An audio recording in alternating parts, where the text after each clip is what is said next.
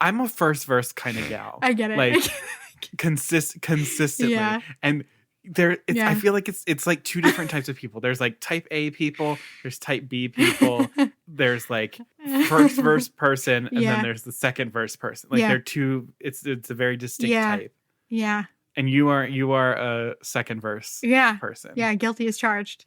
Though I will say, while I am a first verse person, I am a second chorus person. Oh, okay. Yeah. Because that's usually when they add the most gorgeous orchestrations. You know what's funny? I think I'm a first chorus person. Because it's the same reason you like first verse, because I'm like, here's the chorus. Like, the chorus. When I think of like the show yourself second chorus with the show yourself. Yeah. Like those accent ones. Like that's me. Oh my God, you guys, he just rubbed his nipples.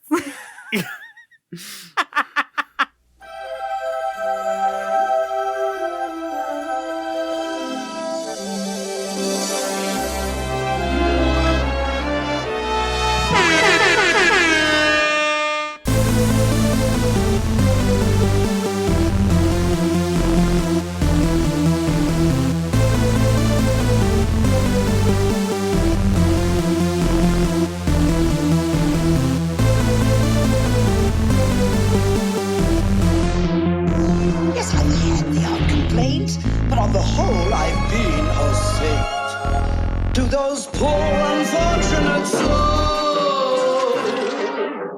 Hello, and welcome to Poor Unfortunate Podcast. I'm Connor Perkins. And I'm Caroline A. Meddy.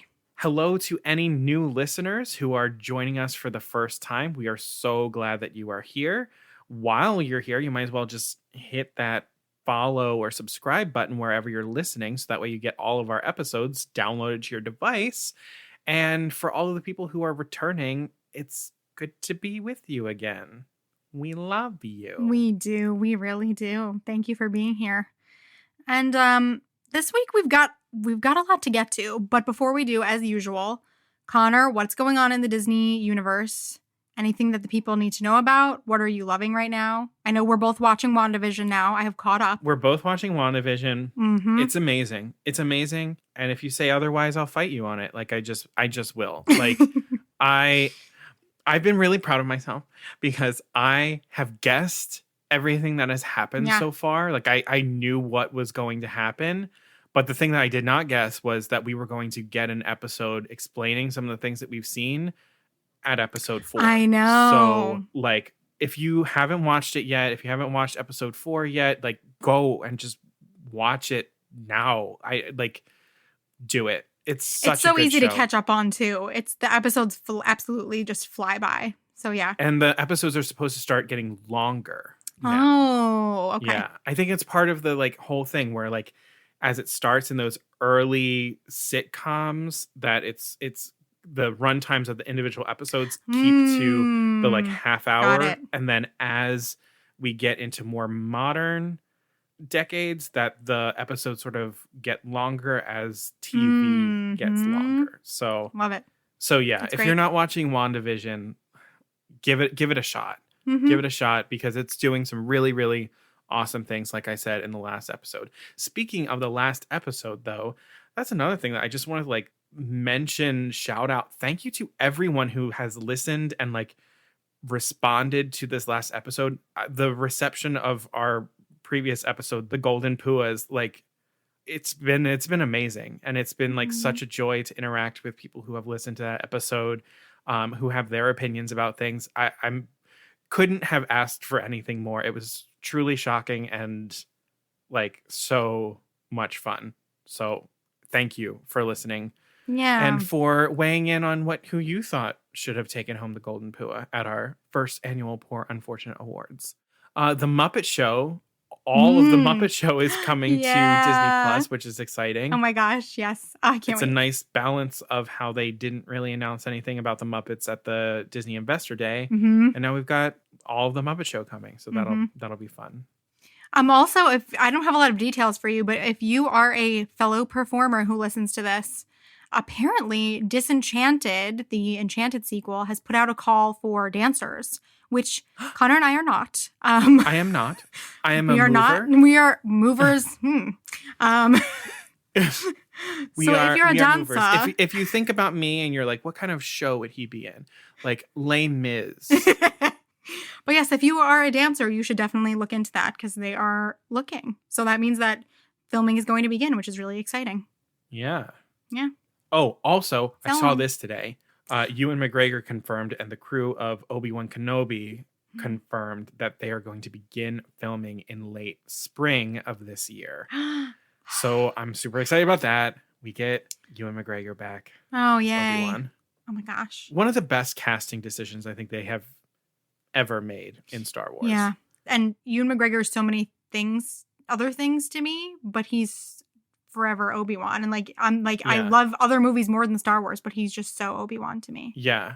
Also, to imagine Ewan McGregor growing into Sir Alec Guinness gives me a lot of delight. Yeah. Yep. I don't know. I can't think of anything else for Disney, big Disney news or announcements. No, I'm sure as usual something will hit tomorrow. Yeah, of course. That's always how it happens. Keep your eyes peeled on the social media. We try to, keep the news updates coming on there. Yeah. So, with that being said, we are now beginning our final cycle of season 1. Oh, I actually didn't realize that. Oh my gosh, yeah. Yeah. So we have 4 more episodes left of season 1, and we're going to start today with our rant and rave. For those of you who are listening and are like, wait, what's going to happen at the end of season 1? Don't worry. Not much is going to really change. Yeah. It's just our way of breaking some things up and kind of commemorating when our 1-year mark is. So we're approaching the end of season 1. And this is going to be our final 4-episode cycle as we get there. So we're starting today with the rant and the rave. And our theme for this episode, sort of leaning into the gear up for Valentine's Day, is about the princes that deserve their princesses and the princes that do not deserve their princesses. I'll start because I have the rant. Yeah. And then we'll end on a happy note with a rave. I love that. Okay. Let me grab my pages of notes. Do it. Okay. Also, just if there's anyone here who is a first-time listener, the Rant and Rave is really how Poor Unfortunate Podcast got its start. Yeah. We were going to rant and rave every single episode. So if you're new here, I just wanted you to know. And IHOP told me that would be boring and she wanted to do more things. And I was like, okay. And I didn't really believe her. And I was like, whatever, I'll just take a risk. And it worked out. Thank you. Worked out. I was like, no, Connor, you do not have sole ownership over this podcast. And this is a collaboration. Folks, I am not always right. I'm wrong a lot. So the fact that he really took a chance on me, I appreciate it. You were 100% right. And I'm like, I wouldn't change anything about it. All right. So to start us off, I have the prince that didn't deserve his princess. And now some people may come at me for this, though I honestly don't think that you will, because it's pretty damn obvious. Prince Charming from Cinderella. Okay. Did not deserve Cinderella. Now, I know there are probably some people who are like, oh, but what about the prince from Snow White? Blah, blah, blah, blah. Yeah, I'm sure he probably didn't deserve Snow White either. But I think if we're choosing one here, Prince Charming and Cinderella, way, way worse than the prince from Snow White. Okay. And this is why. Now, I will start and note that we are only talking about the animated 1950 Cinderella here. And we're not bringing in either of the subsequent sequels to the film, in which we see a tiny bit more of their relationship. But again, still not much. Okay. So a little bit of background information about Cinderella, just because that's how I do this. Yeah. It was released on March 4th, 1950 throughout the U.S. The directors were Clyde Geronimi, Hamilton Lusk, and Wilfred Jackson. It's based on Cinderella by Charles Perrault, with some of the Grimm fairy tales in there, but they credit Charles Perrault's version to this. Okay. The story is, get ready for it. The story is by Perce Pierce, Homer Brightman, Winston Hibbler, Bill Peet, Erdman Penner, Harry Reeves, Joe Rinaldi, Ted Sears, and Maurice Rapp. So again, come on. another whole mess of dudes. No. Oh, boy. The producer was Walt Disney. Heard of him? And it stars Eileen Woods as Cinderella, Eleanor Audley as Lady Tremaine, Verna Felton as Fairy Godmother, James McDonald as Jack and Gus, William Edward Phipps as Prince Charming's speaking role, and Mike Douglas as Prince Charming's singing role. Oh, no. We had, and this is among others, but I just want to point out, we needed 2 dudes to do this non-part in this movie. Sorry, what? Just to do So This Is Love? Oh, boy. Okay. More on this later. Okay. The plot of Cinderella. Do tell. I'm not going to summarize this movie. I'm not going to.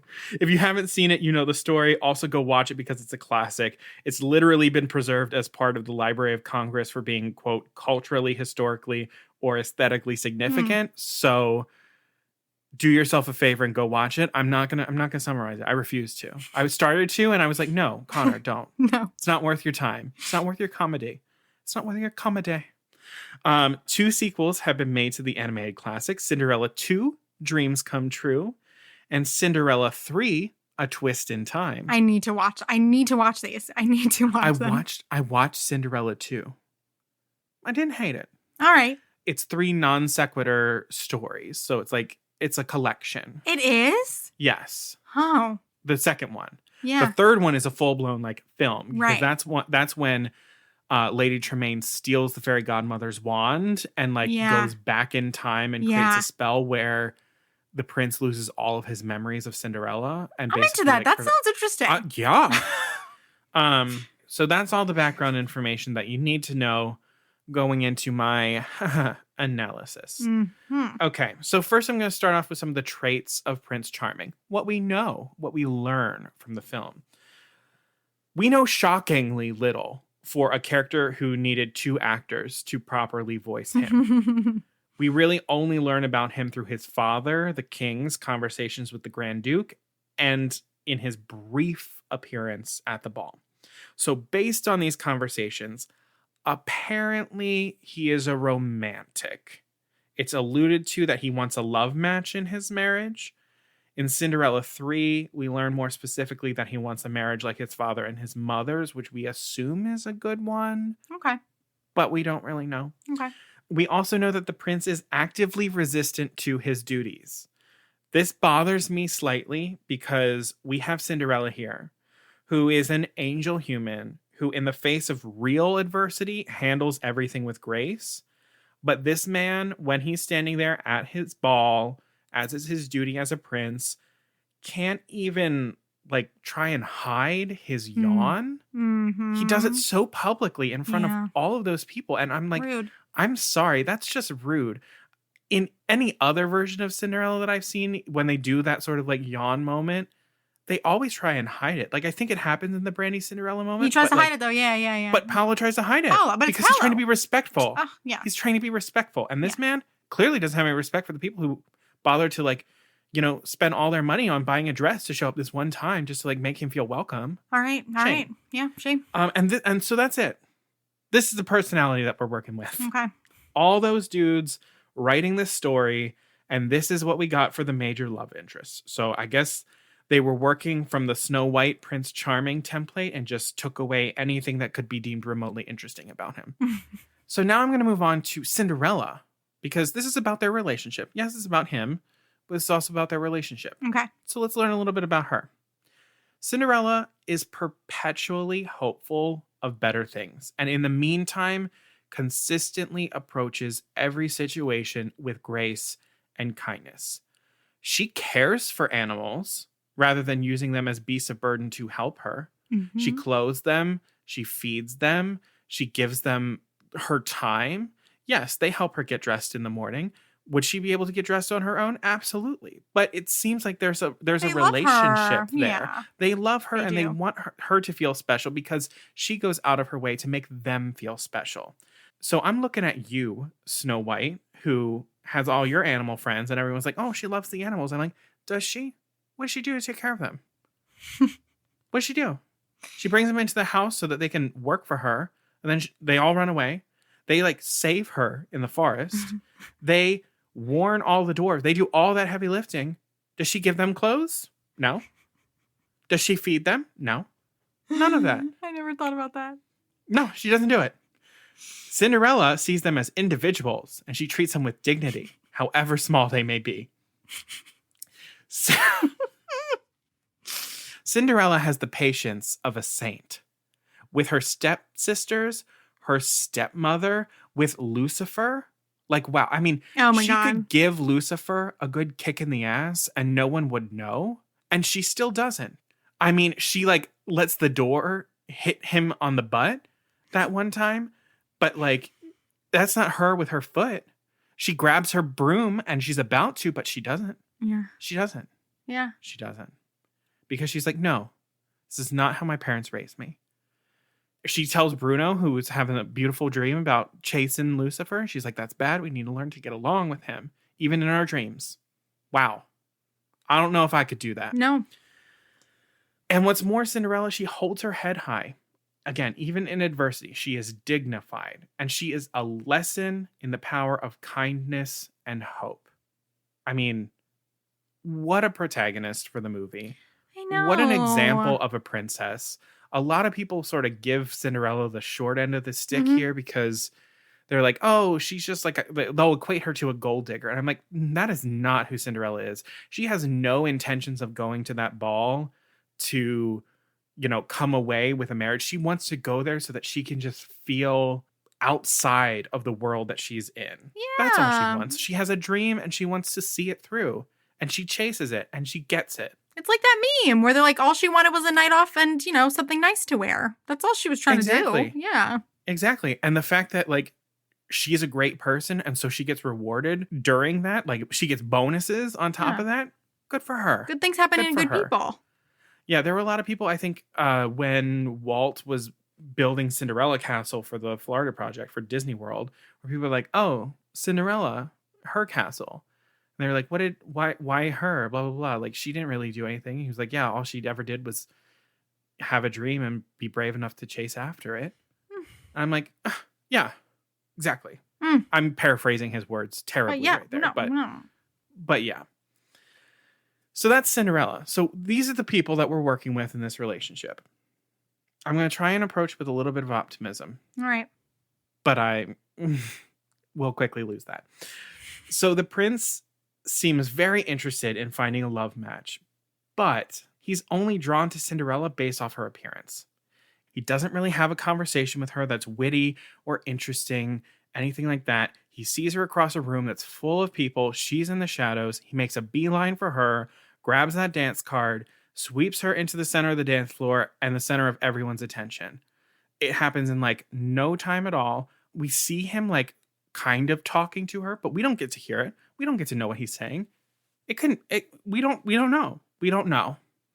The two of them sing So This Is Love, a beautiful song. After exactly half a waltz and knowing each other for like 45 seconds, actually. This isn't healthy.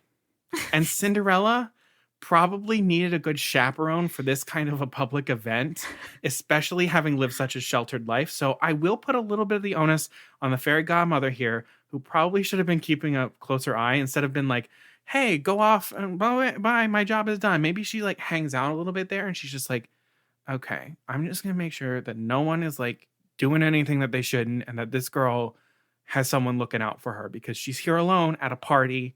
Yeah, that must have been scary. Enough said. Yeah. Enough said.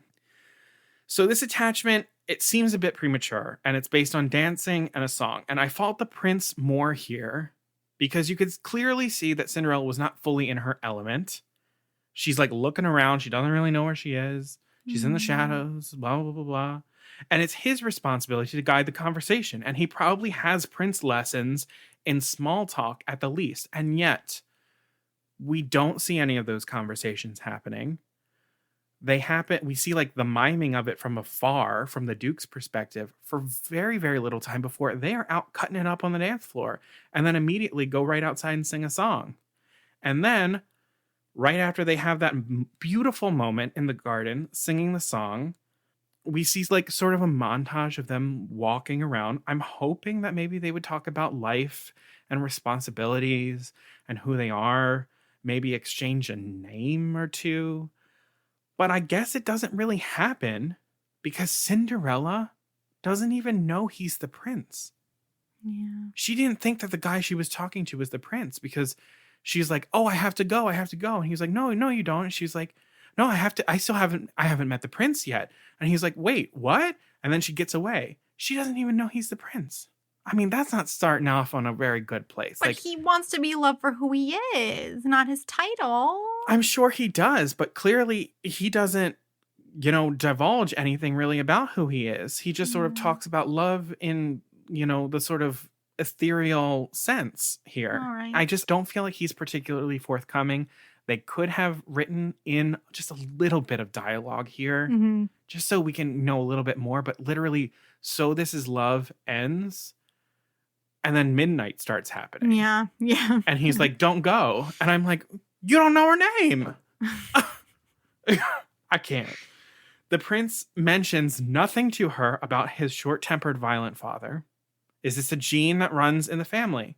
Is this something that will be passed on to any subsequent children? These are things that we need to know.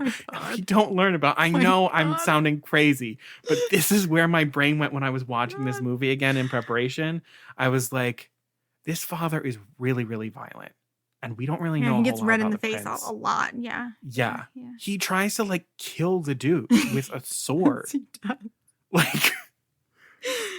Like that's a big red flag. And I'm like, do we know if the prince has any of these traits? This is something that she needs to know about. At least that her father-in-law to be possibly would be like a nightmare human. So, and then after all the ball mishigas, the prince wants to marry the girl with the glass slipper, he says. Or no, he doesn't really say. The Duke says that that's what he wants because we hear more from the Duke than the actual prince. So he doesn't say it in the movie? No, the Duke comes in. He's like, he says he wants to marry her. He says he can't live without her. Like, we're hearing this all secondhand. The prince doesn't even say it. That's what I'm talking about here. All right. So he's saying that he wants to marry this girl after meeting her exactly one time. Clearly, marriage wasn't a topic of conversation between them because they didn't even get to names. Like, I mean, but my biggest beef, and this is truly my biggest beef. Even if we're chalking all of this up to like, this is one-dimensional storytelling, blah, blah, blah, blah, blah.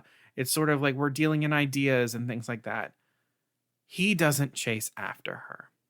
He makes it through the curtains to the ballroom, gets mobbed by women, and instead of pushing through them, because he's the damn prince, he just goes, oh well, and the Grand Duke chases after her. The Grand Duke gets the scene on the staircase with the slipper. The Grand Duke goes door to door to find Cinderella, while the prince just sits at home. Wait, I forgot he's not there at all when she drives. He's not there at all. Oh no. Like, that's what I'm saying. Even if we're going one-dimensional storytelling, at least tell the story that the prince bothers to chase her down the stairs. But no. He doesn't. I know. Yeah. This is what we're dealing with here. This. I know. It's not looking very good for him. It's not. So I'm just like, yeah, sounds like you really love her and she's all you can think about and you'll die without her. Yeah, you couldn't even make it down the damn stairs. I don't fault Cinderella. She's in a bad way. And the guy seemed nice. He saw her as more than a servant. And this is her way out. So like, yes, girl, get it. But she deserves a man who is willing to chase after her himself. Who is willing to go to the houses himself. And who asks what her fucking name is. Prince Charming, I hope you treat her right because this reader is not convinced. Fucking Jack and Gus are better men for her. I know. So, and then I'm just going to finish up here with this. looking at other versions and how this relationship could be better. Yeah. So Jack Zipes, who worked with Disney and worked on producing these films, he wrote an article called Breaking the Disney Spell, where he talked about Walt Disney, the man, adapting fairy tales. And he says, quote, Walt Disney's adaptation of the literary fairy tale for the screen led to the following changes in the institution of the genre. Though the characters are fleshed out to become more realistic, they are also one-dimensional and are to serve functions in the film. There is no character development because the characters are stereotypes arranged according to a credo of domestication of the imagination. Okay. End quote. Mm-hmm. So that's where I'm coming from when I'm like, these are all of my feelings about relationships and blah, blah, blah, blah, blah. And yes, maybe they don't really all work in this story. That's not exactly what Walt Disney is setting out to do. But I will stand by my biggest beef, him not chasing after her. Yeah, I'm here for that. Could have still fit in the one-dimensional fairy tale story that's being told. Especially because I'm assuming from what I remember in one of either the Grimm or Perrault version, he tries the slipper on her foot. They're not talking about some footman, it's him. Yeah, the Grimm version, he does. Huh. And that being said, even with that being Walt Disney's way of adapting these fairy tales, there are still some basic things that we know to be true of Cinderella in this one-dimensional storytelling that the prince, he falls short of those things that we established Cinderella as. He's deemed to be a third protagonist of the film. And honestly, to be so lacking in anything but serving to be like the idea of love feels like not enough to, earn the patron princess of hopes and dreams, Cinderella. Like, that's what I'm saying. Earlier drafts of Cinderella originally had the prince taking on a larger role with more character development. So according to the Disney Wiki article about the prince, so again, take this for what it's worth because I was struggling to source it elsewhere outside of reading some books on the subject, and I just didn't have time for that in my preparation. But according to that quote, in one abandoned opening, the prince was shown hunting a deer, but at the end of the sequence, it was revealed that the prince and the deer were actually friends playing a game, end quote. So yeah, I mean, that would have been a great little moment. Yeah. Like, yeah, it's not a whole bunch of, it's not three-dimensional, but like to just get a little bit more about who he is, the type of person that he is. Yeah. Because we want our protagonist, Cinderella, we want to make sure that she's getting a good guy. Yeah. And right now we don't really know who he is. We just know that he's a guy who's rich and a prince. Mm-hmm. He also had a song at one point, which would happen post-ball. It was a solo called The Face That I See in the Night. I looked up the lyrics. Basically, it's him pining and not being able to stop thinking about Cinderella. Don't get your hopes up about this song. The lyrics don't really reveal anything more than what we've already seen of him. He doesn't really talk about anything more than just sort of echoing some of the ideas of so this is love, the way that she looks, and nothing more. So I'm kind of glad that the song got cut. It clearly doesn't really add anything to the storytelling. It doesn't really develop him. It just makes him look like a guy who's in love with this person that he met once, where I'm more interested in seeing like that scene with the deer where we just see him alone. Like it helps for us to see who he is alone. So that way, when we see him with Cinderella, we can be like, okay, now we know the kind of person, we know both of these people who are now meeting for the first time. Yeah. Like it gives us a better sense of what their relationship could be, even if we're not explicitly spelling it out. And then I will also just say, in countless other versions of the story, we learn so much more about the prince and his investment in Cinderella as more than just a beautiful woman who shows up in a fancy dress. We see that in the 1997 Cinderella with Brandy and Paolo. We see that in the 2015 Cinderella with Lily James and Richard Madden. It's in the stage musical with Laura Osnes and Santino Fontana. Yeah. It happens in a lot of different places, but it ain't here. Mm-hmm. And it isn't that this was a time where they didn't know how to properly build a character. Cinderella has a lot to her character, and it's just left completely unappreciated by the guy in front of her. In the live-action 2015 Cinderella, we see a prince plagued by responsibility and an aging father who meets Cinderella as she is and in her ball gown. And he's invested in her, entranced by her in every meeting. They bond over loss and family and love and kindness and a mutual respect for one another. And then they challenge and they support one another. It's a great relationship. We get lots of development. And that is a Prince Charming who is worthy of Cinderella. The same is true for Brandy and Paolo. Her Cinderella is able to relate and empathize with the prince's feelings of being trapped.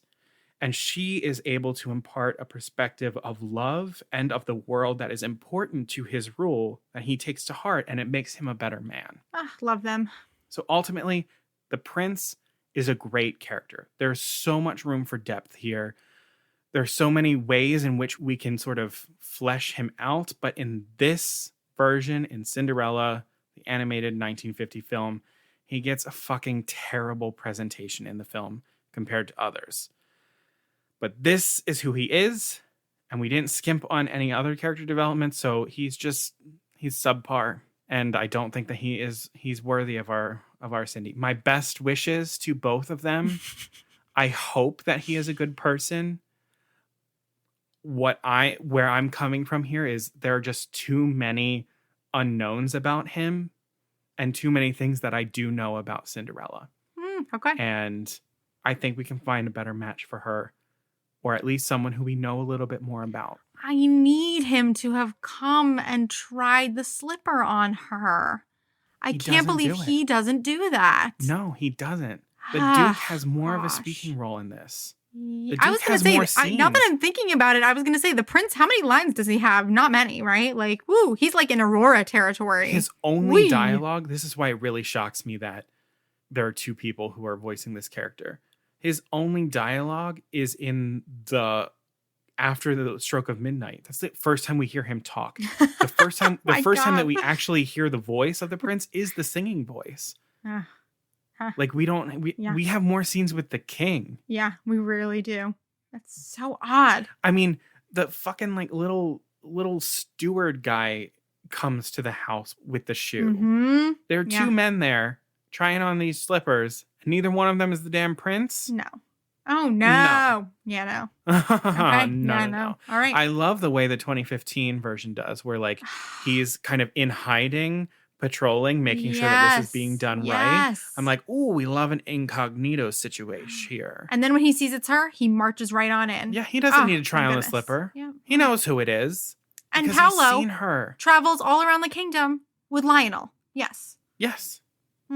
And bless Lionel. Gets all those stinky feet in his hands and in his face. And he just keeps going. Bless that man. Because he's doing it for the prince who in that iteration deserves the help. Yes. Because we do know things about him. Yep. So that is my rant on Prince Charming from Cinderella. I don't think that he deserves his princess. I'm with you. Okay. Yeah. You got me. Yeah. Good. Yeah. I was shocked at how much I felt about this. Yeah. Because at first I was like, I don't know. And I started watching it. And I'm just like, wait, I'm almost 45 minutes into this and I haven't seen the prince yet. Yeah. I'm concerned. Yeah. I'm like, I'm a little concerned here. Are you okay? For me, it was the fact, and I had completely forgotten this, is that when she goes away and he's like, no, you can't go. And she's like, no, I must. And he's like, why? And she's like, well, I haven't even met the prince. That got me. And I forgot that that's the reason why she drops the tray of dishes, because she realized she's in that moment. That is when she realizes that the person she was dancing with was the prince. Oh, wow. Because she doesn't know. Yeah, that's a lot. And she's just like, oh, shit. Yeah. And that's why she's like all like, as everyone's like running and like putting laundry. And then she just like drops it. She's like, yes, here. You take the laundry. Because she's already being like, all right, I'm going to buy this and that. And like, she is out of there. And I'm just like, bless up. Like, bless. I would be doing the same thing. Yeah, I was going to say, like relatable. Very relatable. Like when I get an audition or I get a call back and I'm like, all right, time to think about what I'm going to wear to Hawaii when I'm, put up in a hotel. Let me pick out the Oscar gown now. What am I going to do? And then they're like, you didn't get it. And I'm like, fuck. But she got it. Good for her. But she got it. She booked it. She waited until she knew she booked it first. Yeah. Great. Okay. You are up. All right. To balance that out, I would like to title my section, my rave, Kristoff Bjorgmann, showing these princes how to be a true king. And And, you know, I what think, a choice. yeah, I think a lot of us know that Kristoff is the best. But, you know, it was really fun to deep dive into it and really pick out these specific things he does that are unbelievable. Wait, So- he has a last name? Yeah, Kristoff Bjorgmann? Bjorgmann. Yeah. Yeah. When do we learn this? She says, when does she say it? You know what I'm thinking of? She might say it in one of the cut songs from Frozen 2. Yeah, when they're like, I'm going to do this right. She's like, Kristoff Bjorgmann, like, will you marry me? And that's how they were going to have it be originally. Right. Yeah. Yeah. It's so strangely close to Mr. Jorgen Bjorgen. I was going to write that down, but I was getting so into this that I was like, Caroline, you are getting carried away. Stop trying to pull a parallel from this. But I thought it. I mean, like, Mr. Jorgen Bjorgen. though he was What else is Elsa's. it? He was a really good listener. Oh, God. And Kristoff is. And Kristoff is He's too. honest Jorgen Bjorgen. Yes. Oh, God.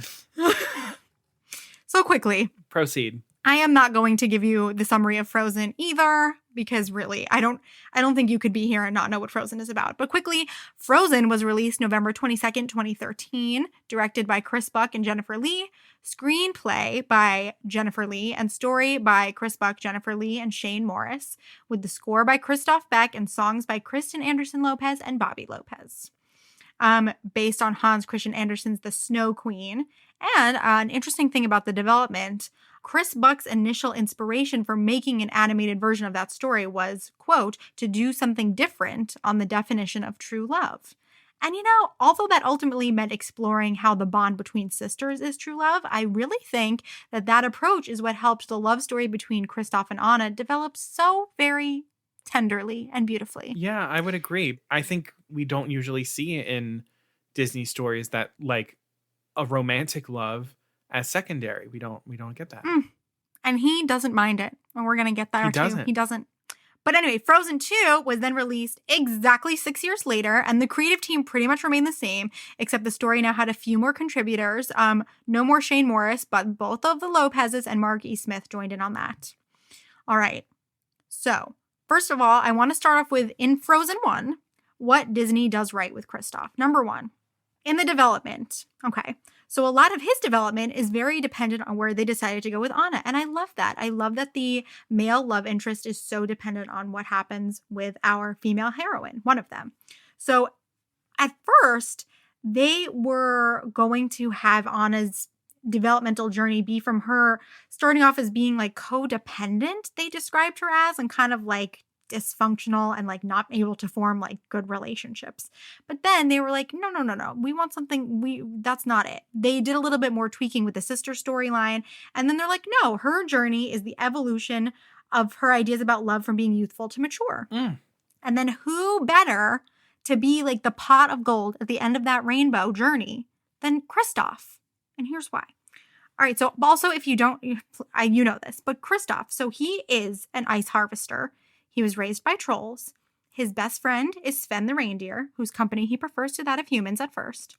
So already we have a working man. He's got a real job who loves animals. So he's not royalty. And we're not working with like a street rat, you know, Aladdin, Flynn Rider type either. He has a job and his own life. Next, the voice. Okay. Here it is.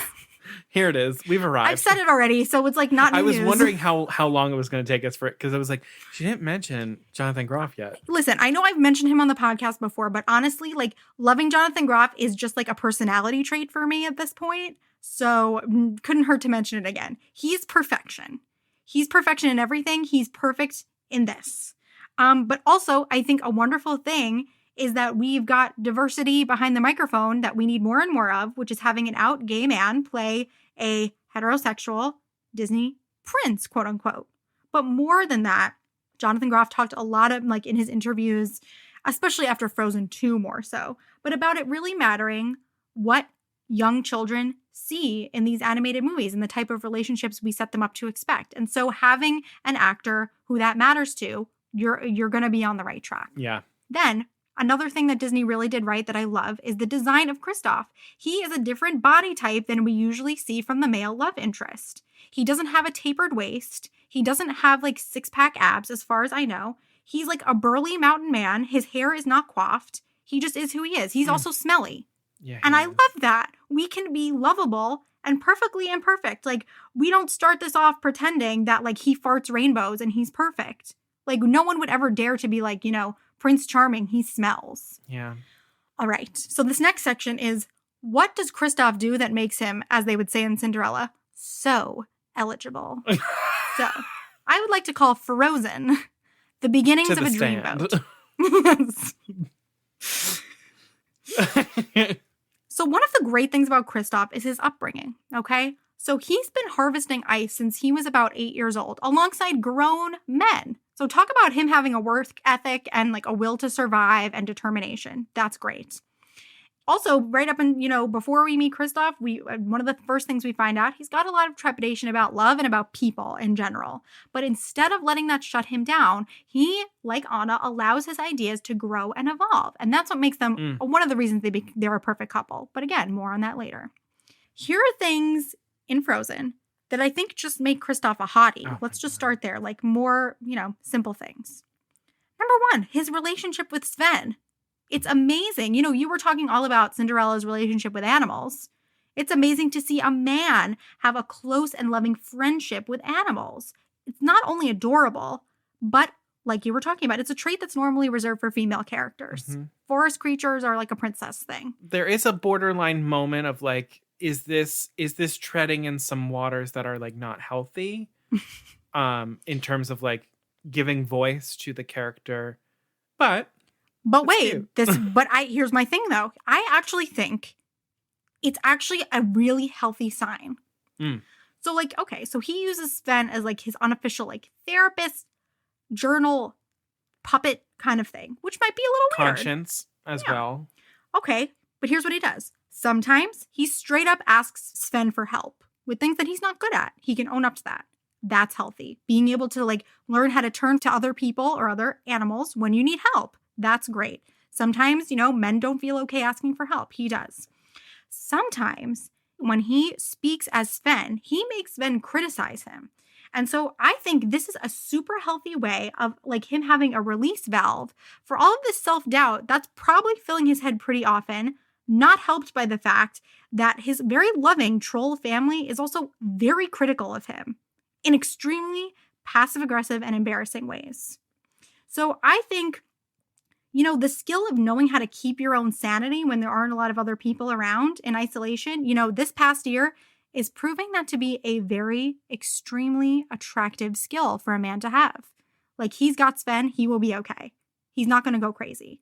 Also, he just straight up has many skills. Mountain climbing, sled driving, ice harvesting, knowledge of the land and terrain in general, overall outdoor knowledge, like when he like brings Anna over to a natural steam vent so that she can warm up. Very smart, very outdoorsy. He can play the lute, self-taught most likely, and he's generally business-minded. When he first meets Anna, everything is a business transaction. He's just trying to stay alive and survive. I'm here for it. Yeah. And another thing that makes him a hottie, great relationship with his family, the trolls. Love a man who loves and is close with his family, but also he really exhibits so much patience with them. Like I said, they can be a bit much, and he stops himself from blowing up at them during Fixer Upper. Oh, yeah. And their pushiness all up until the way they're insulting him, they're making fun of him, but he only draws the line when they're like, we're going to make you two get married right now. And he's like, whoa, whoa, whoa. He's no. like, whoa, they're in consent here. Yeah. Yes. So you know what? Let me go right to that. So now we're going to take another step. Here's what makes him not just a hottie, but a heroic dreamboat. Okay? Oh my God. So this is just in Frozen. Consent. Let's go there first, since you mentioned it. He does not let the trolls push Anna into a wedding, even though he is falling in love with her, and maybe he secretly would want one. But I actually think it's more likely he doesn't want one, which speaks volumes about his level-headedness and patience. It's a good sign. And at the end of the movie, he asks Anna if he can kiss her before he does it, in a very adorable way as well. Then I think the other thing that really sets him apart is his willingness to sacrifice. So from the get-go, Kristoff sacrifices time that he could be spending like making a new business plan now that Arendelle is covered in ice. But he decides to use that time to help Anna. Sure, she offers him carrots and a pickaxe and a rope. But that's not enough of a motivator. That's like someone with a good heart is going to do that. I also love that when she's like, you need to help me get to the North Mountain, he's not really here for the bossiness. Like, he's not a pushover either. He's like, I don't just take people places because you command me to do it. Like, I love that. And you know what? I think maybe other male Disney characters would be like, this chick is cute. Sure, I'll do it. But he's like, no, you're not going to boss me around. I love that. Yeah, he also like challenges her in a way that's like not condescending. Like I keep thinking about the moment when she's like, I'm going to climb this mountain myself. And he's like, no, you're not. And then blah, blah, blah, blah. And Sora pushes back. And then he's like, what are you doing? And he's like, you're not doing this right. And he's like, I'm going to push back on you because you're being absurd. But you're being absurd because you're not saying, I need help. He pushes back on her where it's like, no, you're not just going to get things because it's expected because you're a princess. Yeah. Like there are two people in this relationship, in this transaction, in this whatever. Yeah. And like, you have to make it worth my while. I'll push back on you, but I'm not going to be unfair. I'm not going to let you hurt yourself. Because he has no connection to like royalty and what that means. So it just doesn't matter. It doesn't matter to him at all. And I love that. So then he goes with Anna, loses his sled, which is his entire livelihood in the process. He still doesn't ditch her. And she gives him her word that she's going to replace the sled.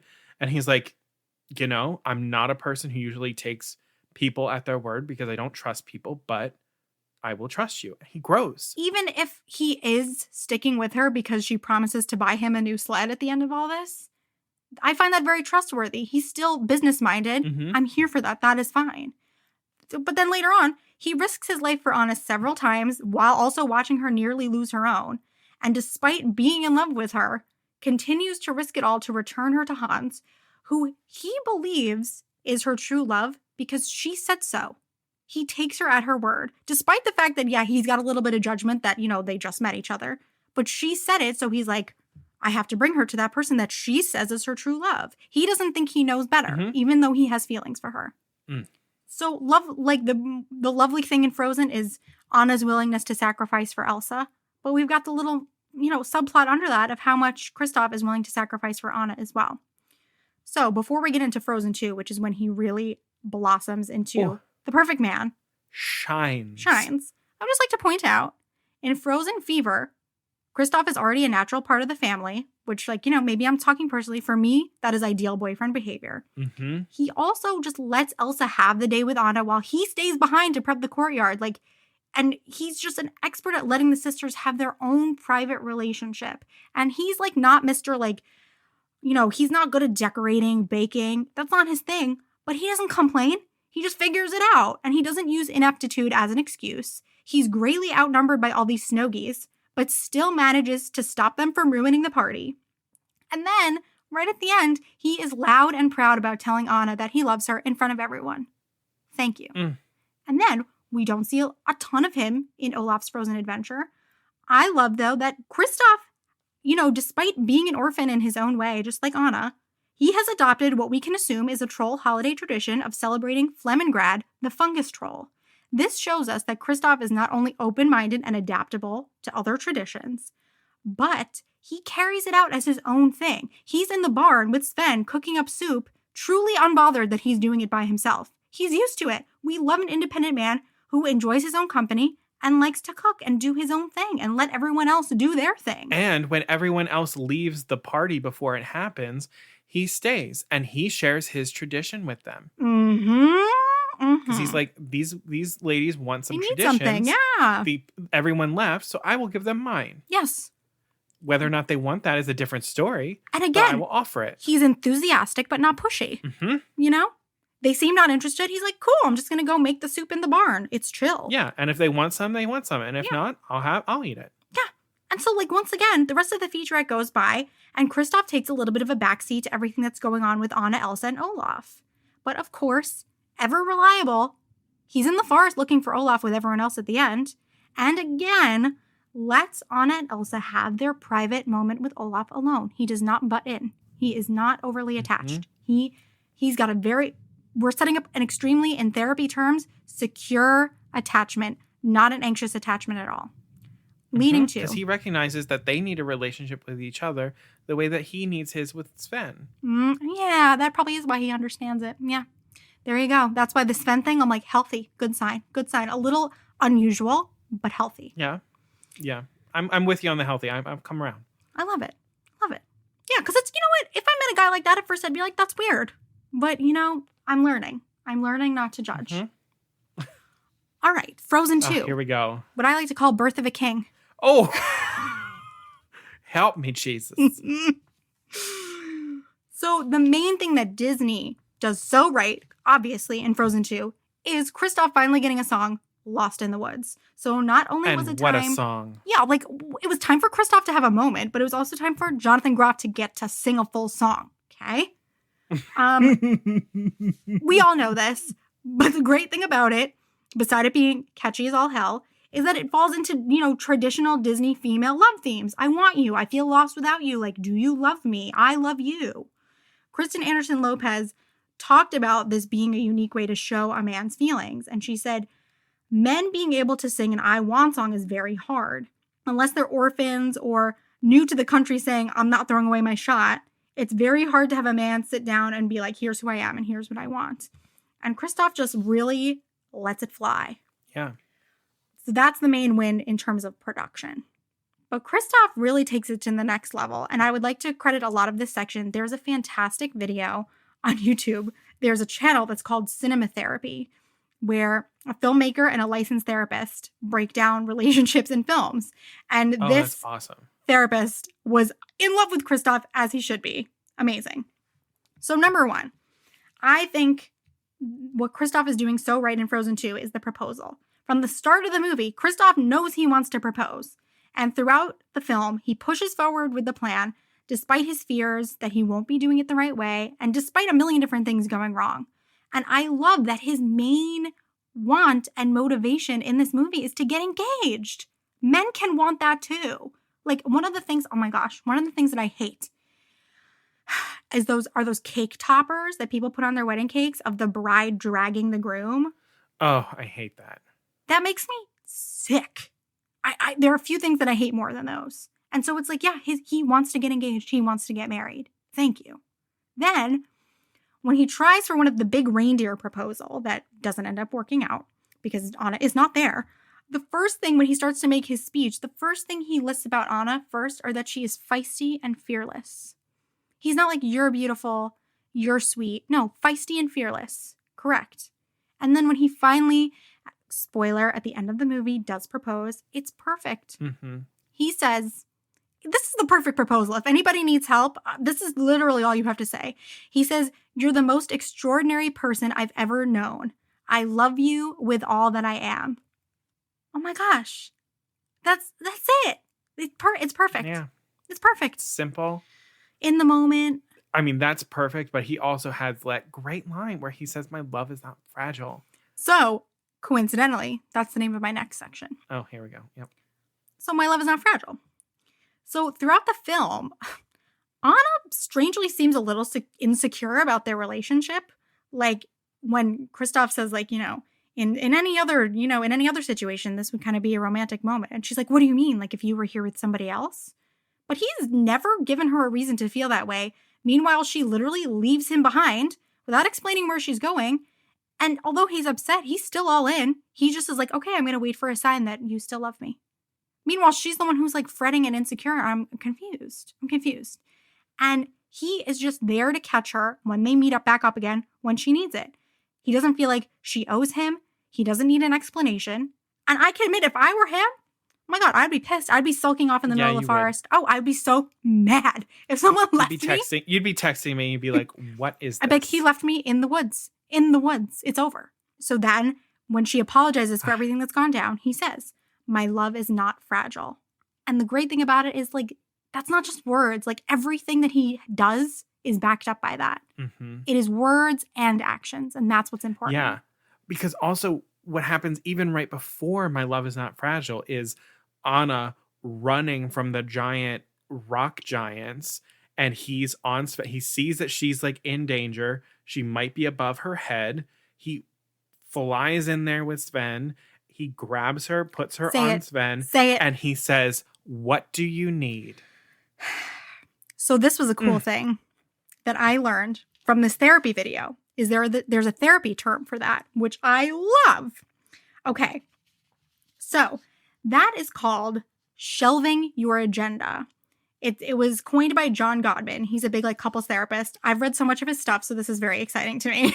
Oh my God. You have done a full analysis of this. John Gottman is my magic word. I've listened to so many, I've read all of his stuff. Incredible. So shelving your agenda, it doesn't mean you don't have one. You don't have like things that you need taken care of in the relationship. But it's you acknowledging that you are currently dealing with someone who is afraid or upset or really needs something in this moment. So you're like, that's going to come first. I'm going to take my agenda and put it on the shelf for now and get it when it's the right time. And the guy who's the therapist in these videos is like, he is the best at that. He is so good at just like knowing when the right time is for him to do it or say what he needs to say. So as we discussed, he's good at expressing his big feelings in song when it's the right moment. He has a private moment. He's like, I can really let it all hang out. And I love that he's completely comfortable having a close relationship with another male, Ryder. And you know what? The fact that people were getting romantic vibes from their relationship is such a sign of Kristoff's openness and who knows, maybe fluidity. I don't know. I'm also just like, we can see male friendships that are like sensitive, that aren't like, like let's just see like two men talk to one another about something that they both share and enjoy that might not be like, you know, traditional or whatever. They both have an affinity for reindeer and they give voices to them. That's a really nice moment. And that's kind of it with them. Like, yeah, we can definitely like go the you know, more queer route with it, but we can also just let it be what it is of like, here are two men who just have a conversation about something that they share and build some sort of friendship based on a mutual respect for one another. I agree. I love that either way you go with it, it's a positive thing. It's great. Yeah. Either way. Either way. I love Frozen that. 2 is a fucking great movie and it should have been nominated for an Academy Award and I am bitter. Bitter. Great movie. And so as you were saying, him saying, I'm here, what do you need? Like we're talking about is typical shelving your agenda. And he doesn't need to save the day in a traditional male way of like, I'm going to take us here now and we're going to do this. Nope, he's just here to help and support. That's it. I honestly, like, I'm here, what do you need? I feel like that was the line heard around the world. Oh, yeah. I feel like people around the world were just like, I want that. That's what I want. Mm-hmm.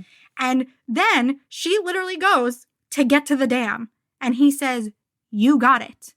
And it's like, boom. The fact that she feels okay after everything crazy that has happened and the fact that she knows she left him to just be like, this is what I need. I'm not apologizing for it because I know you got me and I know we're going to be good. Like, that is because of who he is. And he knows that she's probably running into a dangerous situation or something like that. But he's also like, I'm not going to second guess you because I know you can handle it. He never Me second guessing thinks that you he knows doesn't better. help the situation. Yep. He never assumes that he knows better than her, which also has to do with the fact that he has zero jealousy over Anna's position as royalty, which, like, of course, that doesn't really matter to him, so that makes sense. He's never jealous of her close relationship with Elsa or the fact that that relationship and other things often become more important than his relationship with her. He just lets it be. And in turn, as Anna becomes the queen, he dresses up for her. So not only does he turn this typical fairy tale and other, film trope on its head, but it really speaks to the likelihood that they will survive the stresses of her becoming the queen. Because honestly, like, I'm looking at you, Philip from The Crown. Yeah, sometimes part of your job is going to have to be to dress up or do things that you're not going to want to do. But like, that has to do with who you decided that you love. And that's your job now. Sorry. And then we get the other line heard around the world, which is, that's okay. I like you better in leather anyway. And they knew what they were doing with that. Of course they did. And I love that they did. They knew that this movie was for older kids, aka 20-somethings. They knew who their audience was. And they gave it. They delivered. They were like, all right, fan fiction, go wild. So before I tie this up with exactly this, which is why I think he's perfect for Anna and they are perfect together and they are going to do well and they are going to be happy. I just love overall Kristoff's evolution from loner to just not. Mm-hmm. He goes from preferring to stay away from people to literally dedicating his life to supporting Anna, and then therefore, because she's the queen, all of the people of Arendelle. Like, he is literally there to serve and be around people. And, you know, he first meets her and says, you know, I don't take people places. Then he goes from that to going everywhere, all over, into every kind of danger. And he becomes very unashamed of doing things just because it matters to Anna. Mm-hmm. It having nothing to do with him. Mm-hmm. So, why he's perfect for Anna. They love each other for who they actually are. Anna likes him in his traditional leather gear the best. So also, I think we can assume that their physical chemistry is fine. I think everything's good in that department. Yeah. And that's a huge factor for a relationship doing well, okay? As we've mentioned before, I think he's going to be the ideal consort. He lets Anna lead, and even in Frozen 1, he's going to go confront Hans and then sees that Anna has it under control, steps back, and lets her punch him in the face. Like, that's it. That's it. I think there's also, like, you know, flip sides of a coin. He's more practical. She's a bit of a dreamer. She's spontaneous. He's a bit more calculated. But despite those differences, at the end of the day, they're two people who are willing to sacrifice everything for the people that they love, equally and reciprocally. Yep, they are opposite ends of the same cloth. Yes, which and is I also think, you know what? I think they're also, their journeys are like opposite ends of like a string of like, I don't know, and the string is burning and they meet in the middle, where it's like their journeys into realizing mature love are like parallel. She's puts too much on other people and like gives people everything right away, and he doesn't give anybody anything when he first meets them, and they both meet in the middle to mature love, which is like letting people in but also being your own person. Yep. That's true love. And that's it. I truly just like want Kristoff to hold me. And that's it. I want that for you. I want that for you. I want everyone to have their Kristoff. The bar has been raised. Never less. Never. I don't know what they're going to do, honestly. I was thinking about that. Like, where do you go from there? No more Disney princes anymore. The next Disney prince is it's a gay icon. I don't know. Yeah. Hell yeah. That's where we go. Never mind. You solved it. The next Disney prince is the queen. I'm dead. Oh my God. And we always say on here too, like, there really is no arguing that what kids see, they integrate into their minds, whether you realize it or not. And so them seeing this, I don't even know how that will affect things, but it will. I know it will. I mean, look at us. We're 27 and 28. The things that we watched as children affected us this much. Oh my gosh. That's why we talk about Brandy Cinderella all the time, because it's just like, it has a hold on us. And it's like. It does. And honestly, kids, but not for nothing. Maybe this is a little embarrassing to admit. It is. All right, but I'm going to admit it anyway. Watching him be like, hey, I'm here. What do you need? Made me go, huh? Like, do I have someone who will, like, that's what I want? Like, am I getting that right now? I'm not even going to lie. It's a cartoon. But you know what? It made me think. Yeah. It made me think. Exactly. All righty. What a fun episode. Really, two ends of the spectrum here. Yeah. All right, so that is going to do it for us for our last rant and rave of season 1. Wow. If you liked I know, right? If you liked this episode, please remember to follow us or subscribe wherever you're listening. That way all of our episodes will download right to your device. Any bonus content we have, which we usually don't announce until right before it happens, that'll automatically get downloaded for you. Also, if you could rate and review wherever you're listening, that does so much for us. It really helps us expand our listener base, bring new people into our circle, and it really goes a long way. So you can review us on Apple Podcasts. You can review us on Facebook, on Stitcher. There's probably a couple other podcast apps that allow you to do that. And if not, you can also just give us a share on social media. That helps us a lot too. Speaking of social media, you should definitely follow our social media accounts. So we are Poor Unfortunate Podcast on Facebook and Instagram, and at Unfortunate Pod on Twitter. As I always say, we've got a lot of extra things happening on social media that we don't even really talk about on the podcast. In the past few days, we've put up some playlists that we've made for you. We've asked for your input about the Poor Unfortunate Awards that we held last episode. And for even more fun, we would love it if you would join the Poor Unfortunate Fam, which is our Facebook group. And there are so many wonderful things happening in there right now. We've got people, one of our members, Ryan, shared this great article about the development of Emperor's New Groove. So enjoyable. And just people sharing little Disney updates, Disney quizzes, and like, I really love seeing some of the friendships that are forming in there. So it would be lovely to have even more friends. So you should come join us. Yeah. And if you have any questions for us or want to reach out to us, you can always email us at poorunfortunatepodcast@gmail.com. Also, we have an audience feedback survey that is still active. If you click on any of our links in our social media accounts, our website links, you'll see a button that you can push. It's a really quick survey. It's 10 questions just so we can get some information on how you listen to the podcast, the things that you like to hear, so we can make sure that you get the things that you are hoping for in season 2. And I will just end with, as I usually say, it does take us a little bit of money to keep the podcast up and running and coming to you. We do have a PayPal account. The link is in the episode description wherever you're listening, and it's also in those website links on our social media accounts.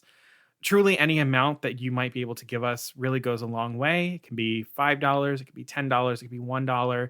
You can make a monthly donation, you can make a one-time donation. Any little bit really just helps us so much, just to kind of cover the costs to keep the podcast free, mostly ad-free, and we do it all out of pocket, and we do it because we love it. And so any support that you have really helps. So that's it. Until next time, Beluga Savruga.